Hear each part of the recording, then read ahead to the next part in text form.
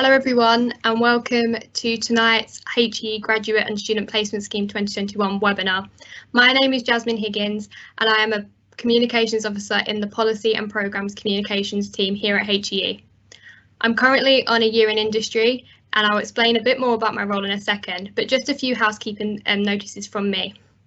So you can turn your captions on your screen just like you would do on YouTube. These might not be 100% accurate, but they are there if you need them. A recording of this webinar will be released after the event and we will send you all the link to the recording after the event. So if you miss anything or you want to watch again, please feel free to. And we do have a set of questions that have been submitted in advance for our Q&A session at the end. However, if you have any questions in the meantime, please do feel free to submit them using the Q&A function of this webinar and we'll try to get to as many as possible. So first of all, I just want to quickly give you an introduction to who I am and why I'm here.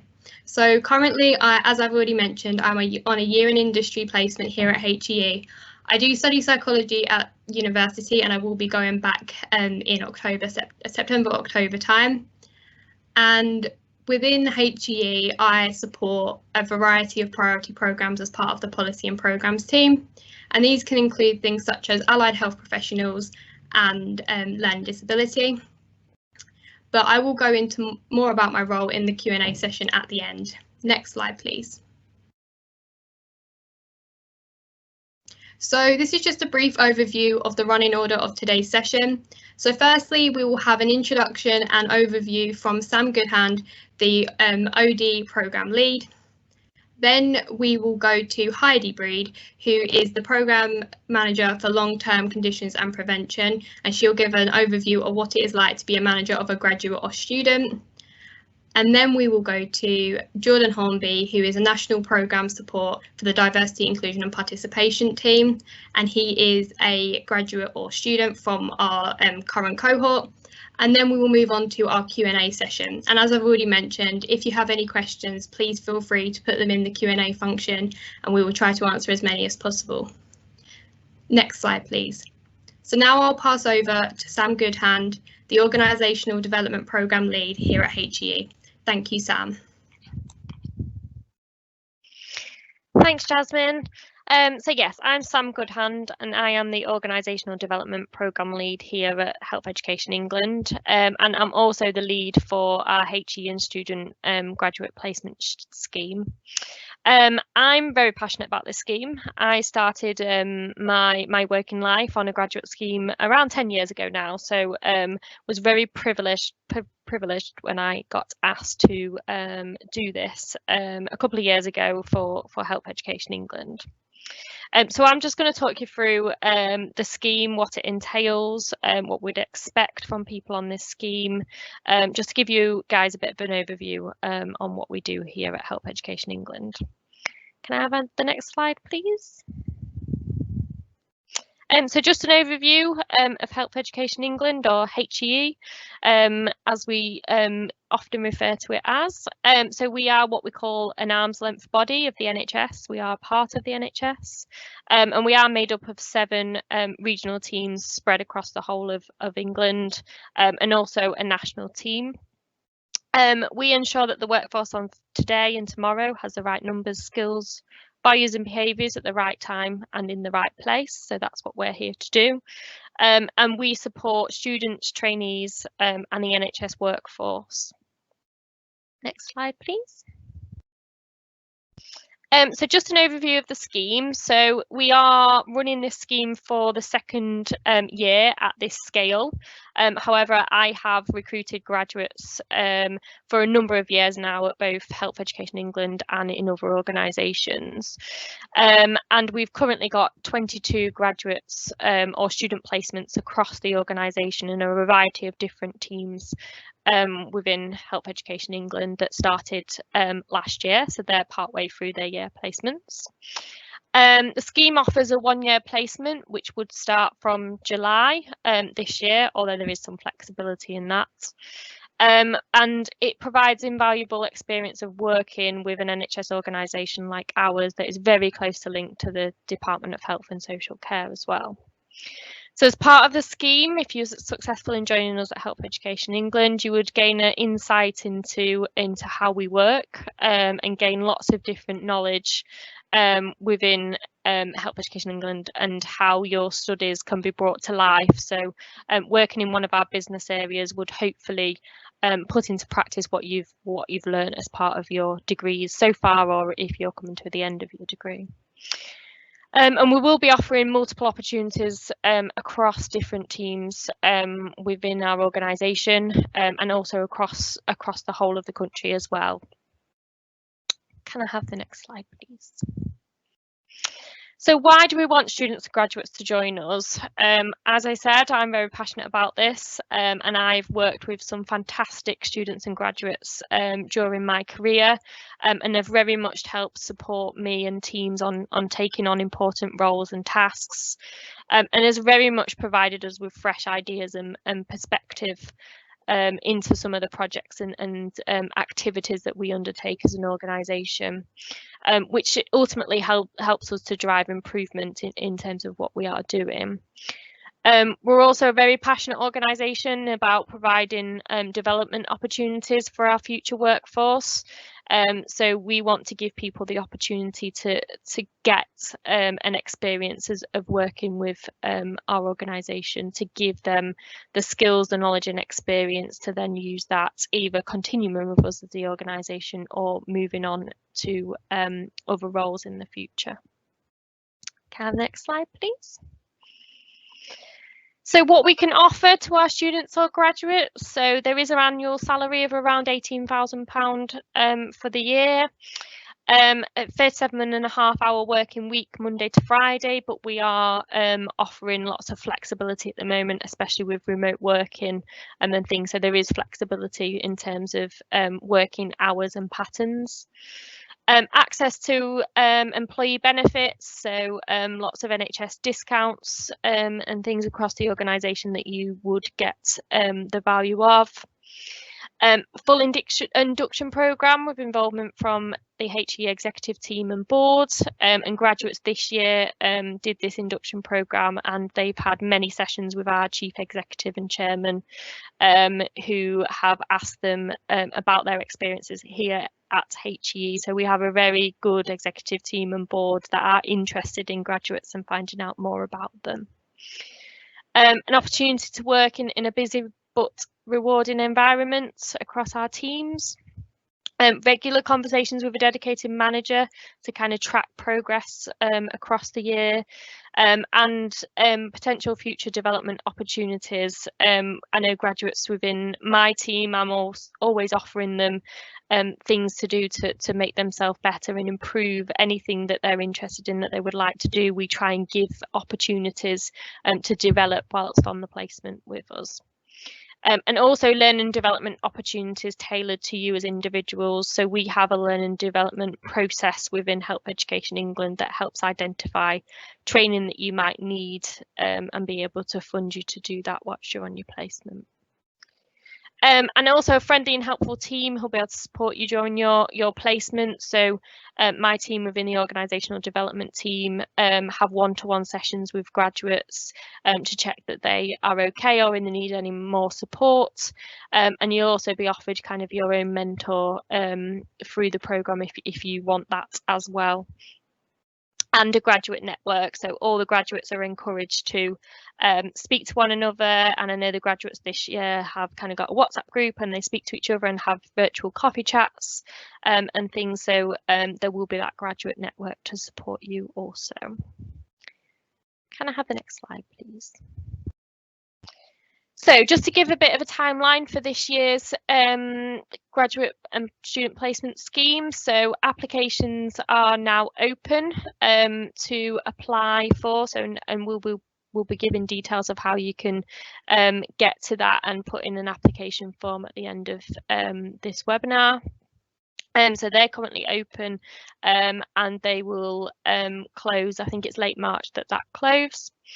They will then be shortlisted and candidates will then be invited to complete some online tests and online assessments and also be asked some questions and do a video interview as well. And around mid-May time, those that are successful as that part of the process will be invited to an assessment centre, probably a half day or a day assessment centre, and that will be virtual. And at that point is when we will release all the placements that we have available in all the specific teams and locations and things for people to give preference to. And then late May is when successful candidates will be notified whether they've been successful or not and given details of what team they will go in for their placements. And then placements will start in July, but as I said, there is some flexibility in that as well. So that's it from me so far. So I'm just going to hand back to Jasmine. Thank you, Sam. That was great. So now we are moving on to Heidi Breed, who is a Programme Manager for Long-Term Conditions and Prevention. Over to you, Heidi. Thanks, Jasmine. So hello, everybody. My name's Heidi Breed, and I'm a Programme Manager with one of Health Education England's priority programmes. Our programme's all about long-term conditions and prevention. Next slide, please.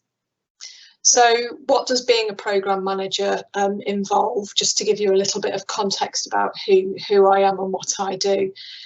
Essentially, I'm responsible for leading a programme of work that delivers education and training solutions to support the NHS and the wider health and care system in realising national ambitions for improving the health of our population. So that's great. But what exactly does that get me involved in?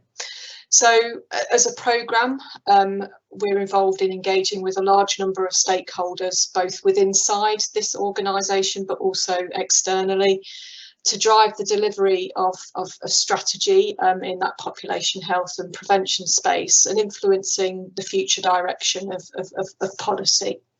So on a day-to-day basis, it's a continually moving and complex operating environment.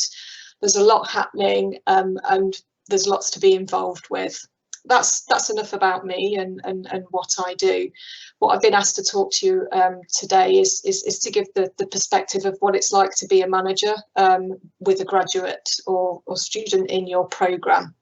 So in thinking about that, in thinking about why we wanted to host a graduate or student, I've thought about this from 4 different perspectives. The first of those is quite personal, and as we've just heard from Sam, someone once took a chance on me as a new graduate. They believed in my capability. They believed that degree certificate meant something.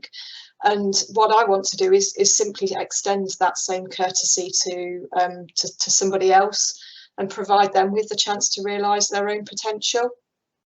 When we talked about getting involved with this scheme as a team, we knew that we could offer exposure to a broad range of challenges and experiences that would enable our graduates to build on the skill set that they'd acquired during their undergraduate learning. From the third perspective, as an organisation, Health Education's England's core mission is all about understanding what the NHS will look like and need in 15 years' time and beyond, and developing a future clinical workforce to support those ambitions and those needs.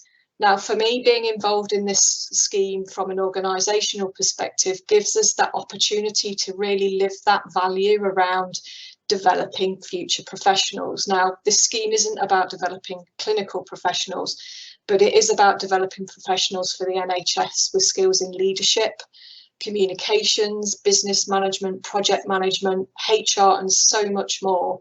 And in essence, it's a way to secure our future's pipeline of managers and leaders for the NHS. So why would you not want to be involved?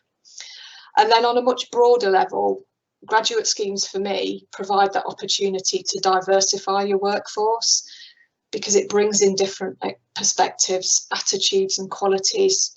The graduates that we have on this year's scheme all come from a wide range of degree backgrounds and backgrounds from a social sense as well. So they were the reasons why we as a programme got involved in the scheme. Next slide, please. So what am I looking for? What do I expect from an undergraduate or a graduate to come with? I'm already expecting people as graduates to come with a set of core transferable skills. But for me, the key skills and qualities that I look for when searching for a graduate are energy and drive. Not just the drive to succeed on a personal level, but the drive to get involved and be inquisitive and really kind of make a difference. We've already heard from Sam about the importance of somebody coming with innovative ideas and fresh perspectives. So absolutely looking for that from the graduates and students who want to get involved in this scheme. A willingness to learn and be nurtured. I'm not looking for that fully polished diamond. I'm looking for the diamond that's just been mined and helping that diamond to shine.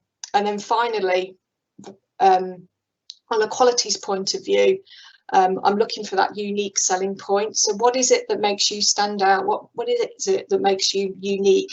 It could be something that you're particularly passionate about, that you've become passionate about during your life as a student, or life experiences in general. So really kind of bringing that to the table as well.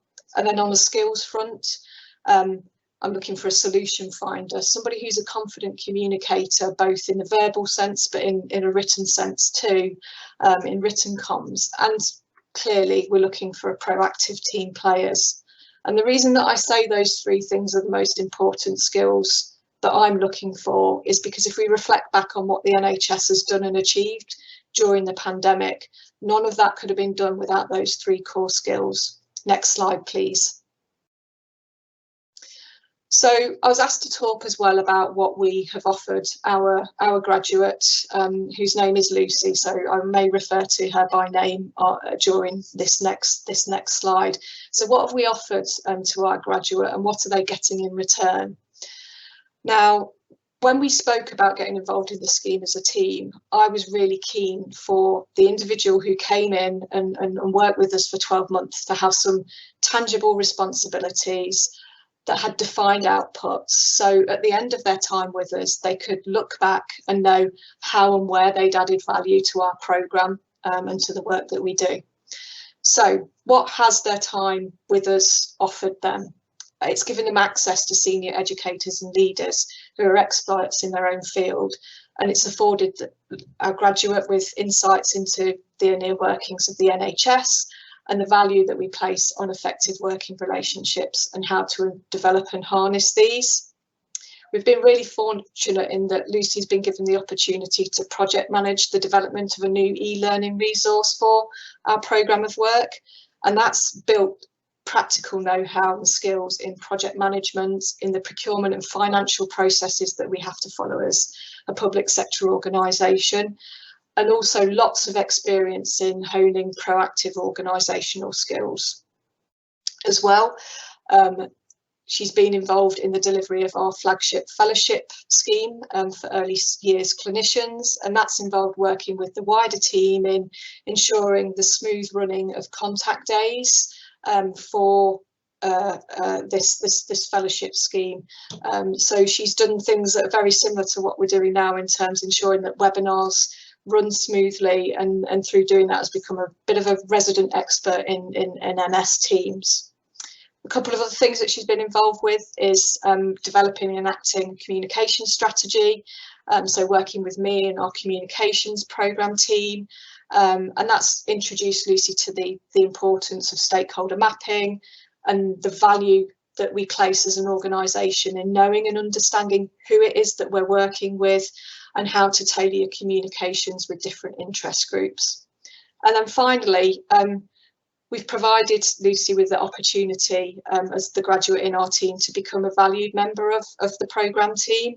And she's done that by helping out and getting involved with general admin tasks. So that can be things like organising meetings, but it's also stretched right through to things like supporting the team to remain sane, while we work remotely by organising some of our virtual socials. So next slide, please. So what do we do to support the development of our graduate during the time with us? So I sort of reflect back to my time in my first role after I graduated, and how I had a very brief 1 hour meeting with my new line manager, and then I was left to my own devices. That's not what we do here, and that's not what you can expect through this scheme. You will be supported right from the beginning with access to not just organisation level inductions, but induction to the team and the department that you're based in. So that's all about ensuring that you know who it is you're working with, the systems and the processes that we use, and how to go about getting things done. In our instance, right at the start of Lucy's time with us, we had an objective setting discussion. So that was all about saying, this is what we as a programme team are expecting you to contribute to in this programme of work, and being really clear on expectations, but also through that conversation identifying what they wanted to achieve as an individual and what their future aspirations were. So where we can tailor your programme experience around those development needs and those aspirations. Throughout her time with us, our graduate Lucy has had weekly catch-up meetings with me as her line manager, providing that guidance and support, not just in a sense of how, you know, the delivery of the day-to-day work, but also in a pastoral sense as well.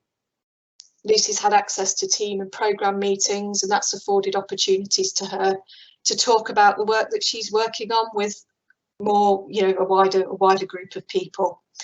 We will revisit the objective setting discussions on a regular basis to make sure that personal development plan is up to date and current, and also providing access to experiential and funded learning opportunities. So experiential learning is being given the chance to go and shadow another part of the organisation to learn about how things are done elsewhere within Health Education England. So next slide, please. And then towards the end of the placement, and we've already started to kind of have some of these conversations, is really sort of sitting down and having some protected time where we can talk about what your next steps are as an individual. For me as a line manager, to provide careers tips, interview techniques, and just really help you make that next step beyond the end of the placement. And then finally, and we've not got here yet, so we won't get here until the summer, but having an end of year review discussion. So looking back and saying, what is it that you've achieved during your time with us? What knowledge have you acquired, and what skills have you enhanced through doing this work, to really kind of, I think, celebrate what it is that you've kind of achieved during your time with us. So that's all from me. So thank you for listening, and I'll now hand you back to Jasmine. Thank you, Heidi. That was really informative. We'll now be passing over to Jordan Hornby, who is the National Project Support for the Diversity, Inclusion and Participation team. Over to you, Jordan. Yep. Good evening, everyone. So I'm the National Project Support for Diversity, Inclusion and Participation team, as Jasmine said. I'm really glad that I've had the opportunity to talk about my experience at HEE and to all you interested graduates and students. As from looking for my personal experiences, looking at the blogs was really important for me when I started. Next slide, please. So a little bit of background about myself. I'm the same as Jasmine. I'm currently I've just finished my second year at university. I study business and management at Birmingham City University. This is my placement year, and I look to go back to uni in September. So this is my first professional job within any form of business environment. I'm never used to the idea of using emails on a day-to-day basis. I've worked as like a bartender and stuff like that in the past, but never really come to this sort of sector of work. I currently work from home. I live in Salford, and I'm currently in the national team, but based in Birmingham. Next slide, please. So why did I want to join HEE? There are many reasons why, as you can see on the screen, but the advertisement for this role really drew me in.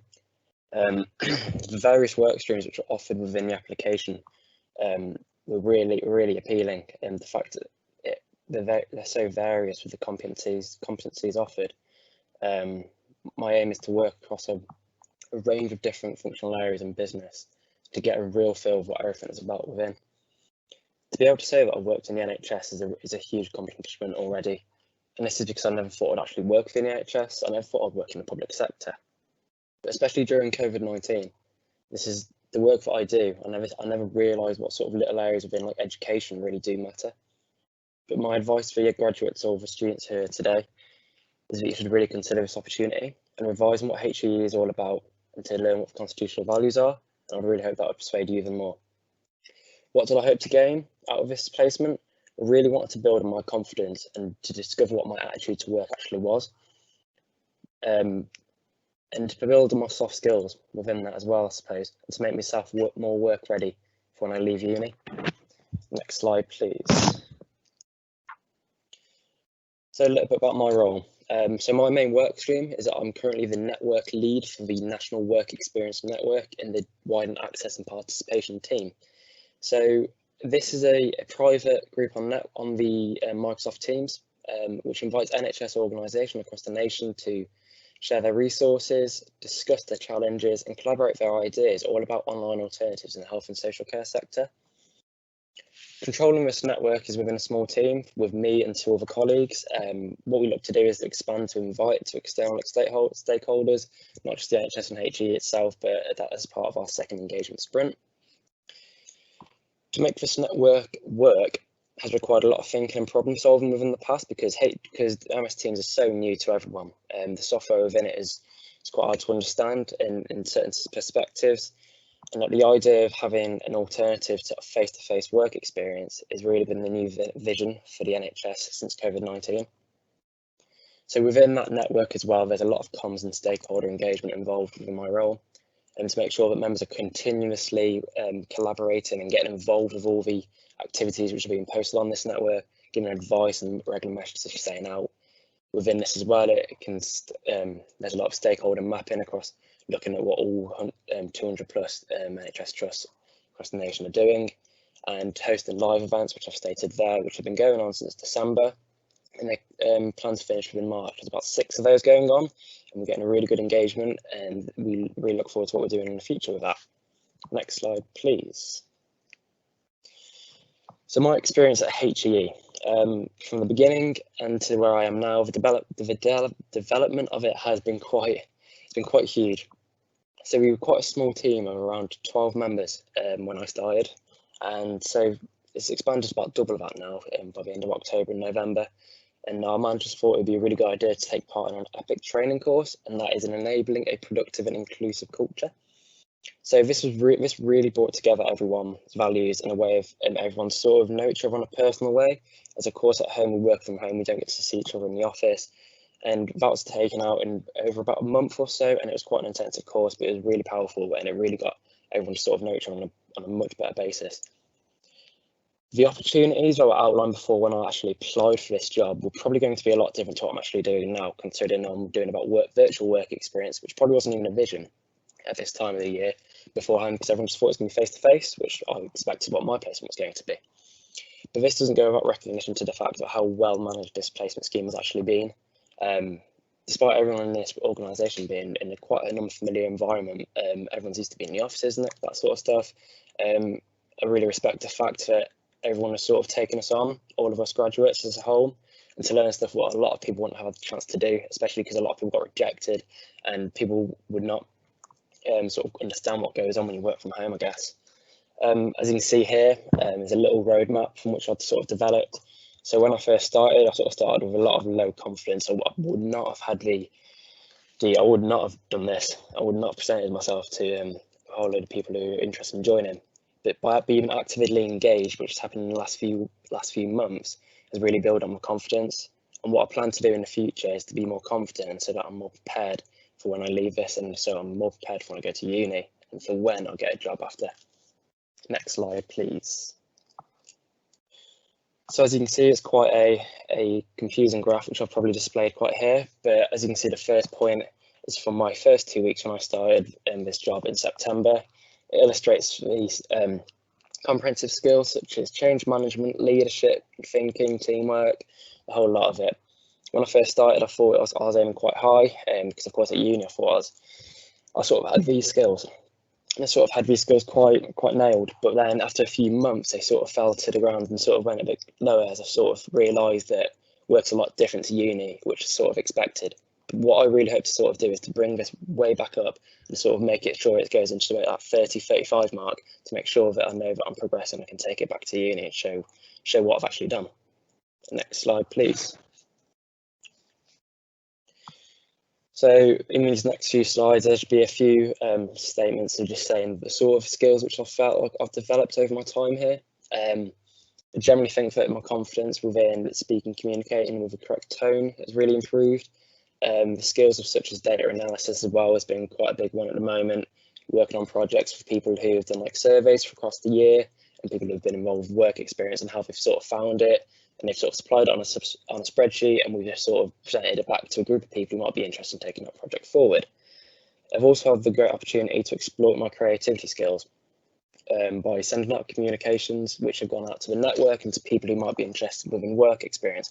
By designing these engagement messages, as you can see to the right side of the screen, it may be quite simple, but to us it's quite succinct, and it really does show the message of what we're trying to sort of provide. And this was recently developed in the start of like December. Next slide, please. And I can also say the fact that at HEE, it's all very careful with consideration to what we sort of want and what our development needs are. So if we're sort of asked what we sort of want to do, it's very much based on what like we want to take back to uni, and it's not just for those needs, but they do very much focus on what we want to do. As Heidi said as well, I have fortnightly check-ins with my line manager. We go over my work streams, how my week's been going, the achievements, challenges, all my actions, and make sure I'm on the right track and make sure I'm developing my progress. But when I finish in September, there have been roundup sessions which we've booked in, so they make sure that I capture everything which I've learned, all the experiences, all the comments which have been good, so I can sort of celebrate in July and August what I've actually achieved from this placement. The last thing I sort of want to say is the fact that isolation and loneliness at work has been a really popular mindset across the nation, not just HE but everywhere, but I can definitely say that HE have definitely put your personal state of mind first. Yeah, they consider your job, they consider what the work you do, but they really do take into consideration how you are actually doing and what your actual mental state is like.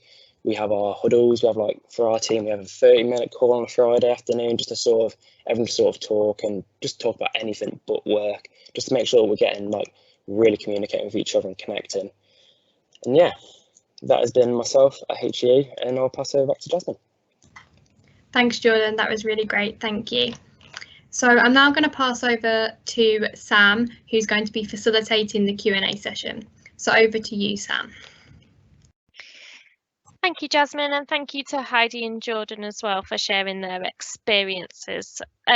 So we did ask whether you had any questions before you. Oh, hello, I think I'm on. Said I was muted, but I think everyone can hear me. So I'm just going to go through some questions that you sent in prior to this webinar, and I've also been looking at the questions that have come in as part of the Q&A chat on this event as well. So I don't think I'm going to get through all the questions, so I'm going to cover as many as I can.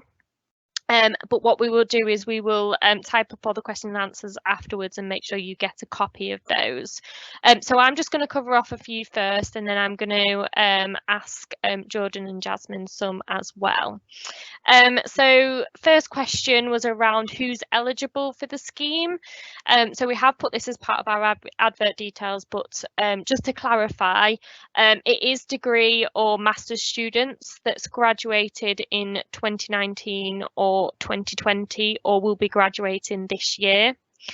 And those that are looking for placement years, who are currently studying their degree or masters, who want a placement scheme to be a part of. So that's the eligibility for the scheme.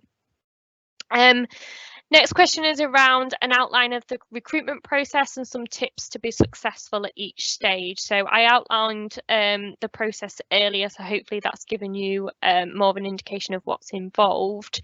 But just in terms of hints and tips, I think at application stage, we understand that you might not have lots of work experience being graduates to kind of give examples and things. So what we say is try and identify your transferable skills. So what have you learned during your degree that you could bring to us at Health Education England? So we, like I say, we understand that you might not have the experiences just yet.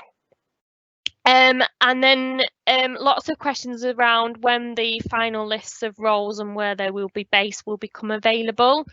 So we're currently out within the organisation asking teams if they want to host a graduate and let us know what that would entail. So what we will be doing is sending that list out to people that get to the assessment centre stage to kind of give preferences to which placement they would be interested in, and we try and match people to roles definitely according to kind of skills and knowledge and potentially the degree that you're studying.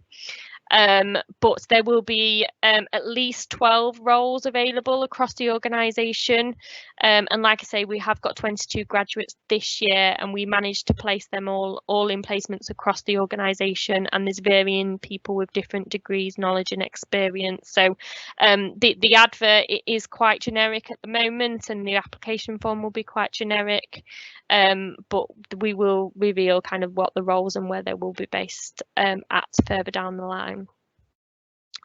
Another question, a couple of questions around what are the possibilities for individuals once they've completed the scheme. So we will be encouraging managers, and I think Heidi mentioned this earlier, around having those conversations with graduates and students along the year placement and definitely towards the end. And we are committed to trying to find people employment within Health Education England or in the wider NHS or wider still from that. So I think at the end of the scheme you will be given kind of expertise and knowledge from people within the organisation to help you think about that and support you through that process. It's kind of not a year scheme and then we kind of say goodbye. It's definitely something that we want to do to make sure that people are either continuing working for us or wider, as I said. And just to give you some examples, I have someone in my team called Laura who worked with us for a year on her placement, and she's now in a permanent position in my team. So she built those skills, knowledge and experience while she was here on placement, went back to her university for a year, and then there was an opportunity within my team that she applied for and was successful for. So we have got other examples as well of people doing that. Just another question around the second stage of the assessments and what online tests it entails. So that stage consists of 3 online tests. So it's a numerical reasoning test, a verbal reasoning test, and a personality questionnaire. And we also ask people to record a video interviews answering some questions, and it's all around kind of the NHS values. So that's what that stage entails. And then the virtual assessment centre in May will be some kind of group exercise and interview and some kind of task as well. But if successful at that stage, we would send you more details of that. And as I said earlier, would probably be a half-day or a one-day assessment centre. Another question, a couple of questions actually, around roughly what size team could you be in? And I think that's really difficult to say. Different teams are different sizes. So you could be in a small team, you could be in a larger team. To give you an example, my team, we've got 10 people in my team, but then we're also part of a bigger team with about 70 people in it. So that's just one example of that. And I know Jordan said he's obviously in the team of 20. So it's hard to say what kind of team you'd be involved in. But you would get a dedicated kind of manager to see you through the placement. And then I've got various questions around working for us and work visas. I'm not going to answer those on the call today, but if I could ask anybody who has got a particular question around work visas, if they could email us at odteam@HEE, nhs.uk. We'll put it in the chat later. Oh, it's on there actually, so it's on the screen now if everybody can see that. If you could email into that, and we'll answer people individually on that with your individual circumstances. Okay, so that was the end of the questions that I was going to ask for now. I think we've had some more questions through, so I will have a look through those, but I'm going to ask George and Jasmine some questions now. So the first question is, what does a typical day or week look like for a placement student?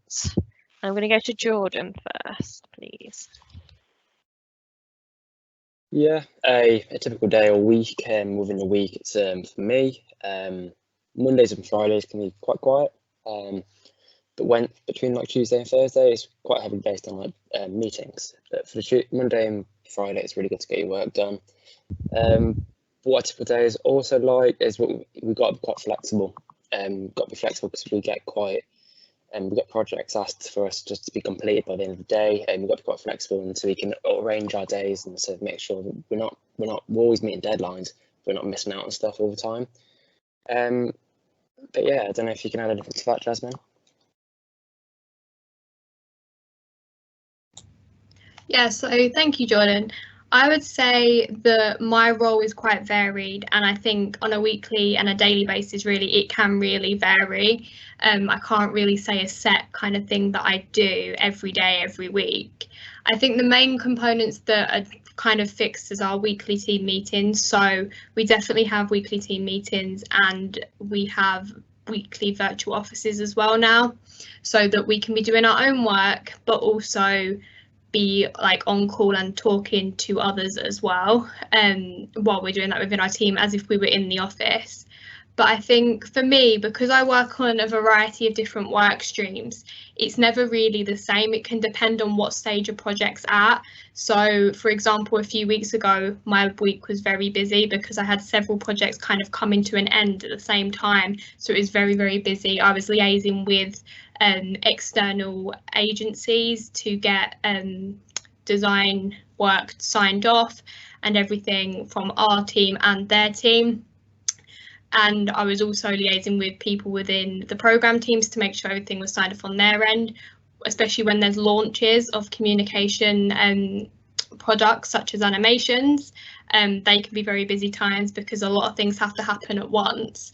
But on a day-to-day, I can be answering emails, responding to queries about kind of different projects I'm working on. But as I've said, it is quite varied, and I think it will vary depending on roles as well. So yeah, I think my role is quite varied, and I'd say I do have some daily things that I do. So talking to my line manager, talking to my team about different projects we're working on together, and also being in daily meetings with people regarding comms support that they would like on their projects and things like that. But it really does vary. Sometimes you have really busy weeks, sometimes you have really quiet weeks, but it depends on time of year and kind of what work streams you're working on as well. Thank you. Back to you, Sam. Thank you. I think my next question is for Jordan. So what's the culture like at HEE in terms of diversity and being part of the team? Yeah, so the culture at HEE, within my team especially, it's definitely very wide in terms of diversity, considering we are the DIMP team. For example, as part of like an inclusive sort of thing, we have our pronouns within our signature, and we always, and across the entire team, there's a massive range of protected characteristics, whether it's related to race, your religion, sexuality, it's always considered. But I would also say, as being part of a team, it's always massive within ours, because we never really stick to just the email basis and dropping a message. We always want to feel like we're in the office together, sort of thing. It's almost like we just give even a quick call and make it so you're sort of feel like you're actually speaking to them face to face rather than over message. We also like to make sure we're part of the team to understand what everyone's actually doing. As part of there's a lot of time within the start of the meetings which just sort of talk about what we've sort of been doing. But you always understand what everyone's days have been like. Within our team, we're quite open when people have had a bad day, when everyone's had a good day. and sort of things which are going on outside of life. But I'll definitely say the culture at HEE is very impressive, and it's sort of what is being developed at the moment. Thank you. I'll pass over back to Sam. Thanks, Jordan. And then the next question for Jasmine. What development opportunities are available as part of the scheme? So as part of the scheme, we have access, like any other employee, to paid for development courses. So for example, I'm currently looking into with my line manager to go on to a project management paid for course and training to develop my skills there, because throughout my year so far, I've worked on several projects and kind of led on it from a comms perspective. So for example, I've led on a pulling together of quick guides for the Allied Health Professional Practice Learning Programme.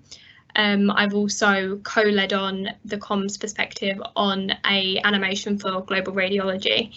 And by kind of getting that experience for working for different programs and working with different programs, I feel like for myself, having a project management kind of training a little bit more of development there, it will really help me in the future, because that's something I've discovered within my communications role that I am also interested in. So hopefully in the future I can maybe bridge those two together.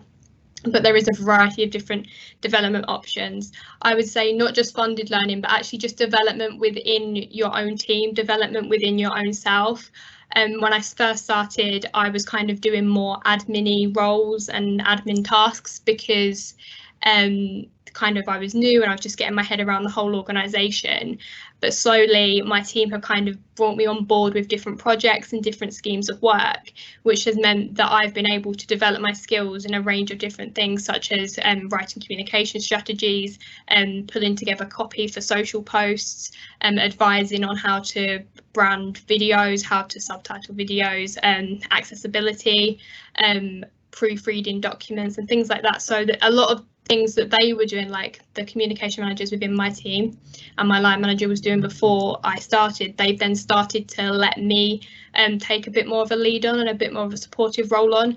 And I think for me that's helped, because I've been able to develop a wide range of skills, but also the funded learning programme and the funded learning opportunities that I'm going to be looking into very soon are very exciting. And I know a lot of other graduates and students are taking full advantage of these as well.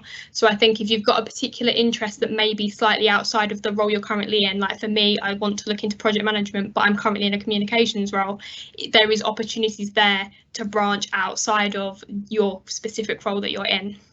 Thank you, Sam. Thanks, Jasmine. And then I've got one more question for the graduates, and then I've just got a couple of other questions to cover off before we end this webinar. So the question is, if there is remote working involved, do you have any advice on how to do this effectively and what support you've been given? So Jordan, coming to you first. Yes, my sort of advice would be is to always make sure that you're taking your breaks and you're not just focusing on trying to work from 9 till 5 or whatever hour you sort of take. It's just working every minute of the day. It's always good to make sure that you're actually having your regular breaks, and to always make sure that you're being active. Getting outside and stuff is usually quite a good thing to sort of relieve yourself, and making sure that you're still connected to everyone.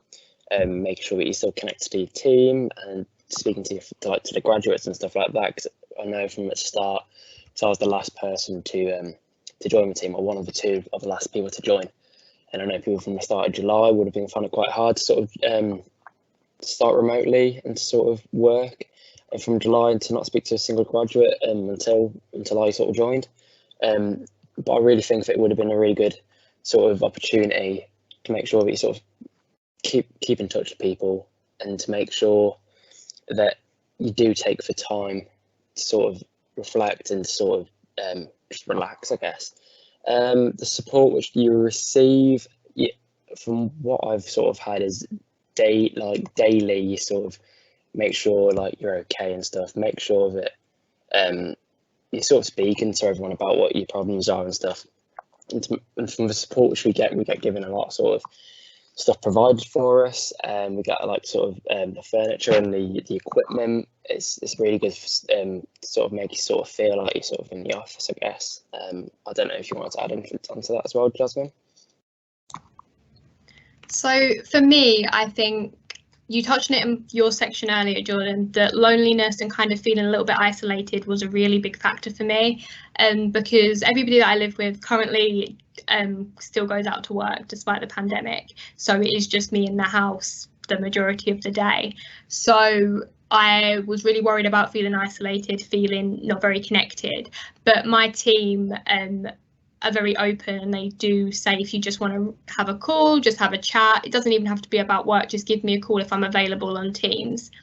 And also on top of that, we are now doing, as I mentioned earlier, virtual offices. So we are on a Teams call, we can dip in and out if we have meetings, but we're all there and we can talk about anything we really want to. So it's much like an office environment. So I think making sure that if you do get a role and it is still remote working, to reach out to your team or even to other graduates or other students. I have one particular other student that I talk to pretty much on a daily basis just to have a chat, because if we were in the office, we'd have those kind of water cooler chats or coffee breaks and things like that. So just having a nice chat kind of can help you break up your day, and making sure, like Jordan said, you go out for breaks or have breaks, or even go out for a walk and just get some fresh air and get some sunlight and things like that. Even if it's raining, force yourself to go out a little bit, because it does make you feel a lot better, because if you're just looking at a screen all day, it can be really draining and really tiring. So having those breaks and making sure that you kind of put yourself first. And I think my team and a majority, if not all of the teams at HEE, do put well-being in your kind of own personal like mental health at the forefront. If you need to talk to somebody, there's always somebody available. And I think with remote working, there's definitely been a massive emphasis on making sure that everybody is okay and everybody is coping well. And HEE have been very, very supportive in providing any home working equipment that you need. So if you needed a chair because you don't have one, they will offer you one. If you need a desk because you don't have one, they'll offer you one as well. So they are very, very accommodating. And also flexibility is a key point as well.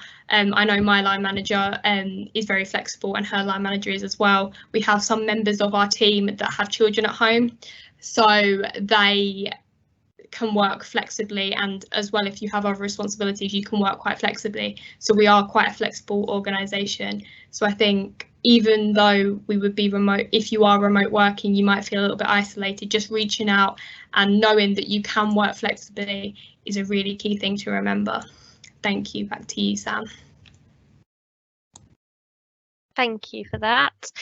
Just two more questions that I'm just going to cover off, and then I'll hand back to Jasmine. So once the roles are released, will we be expected to write a tailored personal statement for that role? No, you will not have to kind of do an application form or anything again. It might just be that we slightly tailor the assessment centre, but we would provide you with all that detail now at the time. And then generally, how many people apply for the placement? Last year we had over 600 people that applied for a placement here at Health Education England. So it is a competitive process, but please do think about applying for this after what you've heard tonight. So that's the end of the Q&A session. So I'm handing back to Jasmine. Thank you all for listening, and hopefully, like I say, that's made you think about putting in an application for our scheme. Thank you. Thank you, Sam. As Sam said, we want to thank you all for attending tonight, and we hope it's been very informative and helpful for you. What I would like to say is thank you to all of the presenters and all of the producers on the back end of the webinar for making this possible. And thank you to all of you that have attended, and like I said, I hope you find it informative. If I can direct you to the slide on the screen, if you need any more or want any more information, please visit our page on our website. The placement scheme subpage is under the Work For Us page on our website. That's www.he.nhs.uk. Or if you have any other questions, please do email odteam@he.nhs.uk. I have also put this in the question and answer function, so hopefully you should be able to find that. So on our Work For Us pages, I just want to mention we do have case studies and we do have video clips as well, which you might find helpful to watch if you want any hints and tips, or to find out a little bit more about others that have worked in different roles that are outside of what Jordan and I work in.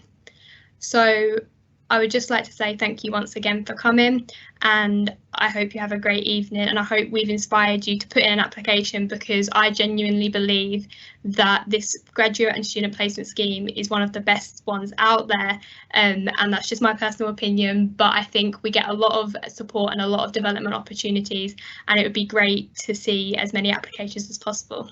So thank you all for coming, and good night.